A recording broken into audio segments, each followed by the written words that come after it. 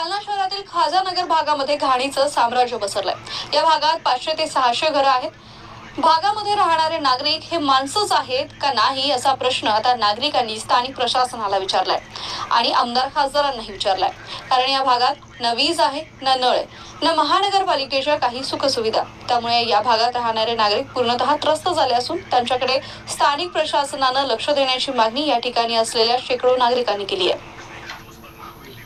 या भागात फक्त मतदानाच्या वेळी आमदार खासदार आणि स्थानिक पुढारी येत असतात, त्यानंतर आमच्याकडे डोकावूनही पाहत नाही। आमच्या मुलांना सुद्धा शिक्षणाचा, आरोग्याचा प्रश्न निर्माण झाला असून आता गरोदर मातांना सुद्धा या ठिकाणी कुठलाही आरोग्य सुखसुविधा मिळत नसल्यानं आमची मुलं बाळ हे अपंग जन्माला येत आहेत। त्यामुळे स्थानिक प्रशासनानं आमच्याकडे वेळीच लक्ष द्यावं, नाहीतर काही दिवसांमध्ये तीव्र आंदोलन छेडलं जाईल असा इशारा यावेळी शेख इरफान यांनी दिला आहे। यावेळी शेख अनवर, बालाजी गायकवाड, मंगल लोखंडे, मुजीब शेख, किरण लोखंडे, गुलाबसिंह बडेवाल, किशोर नाटेकर, अजीज खान आणि शेकडो स्थानिक रहिवासी यांची उपस्थिती होती।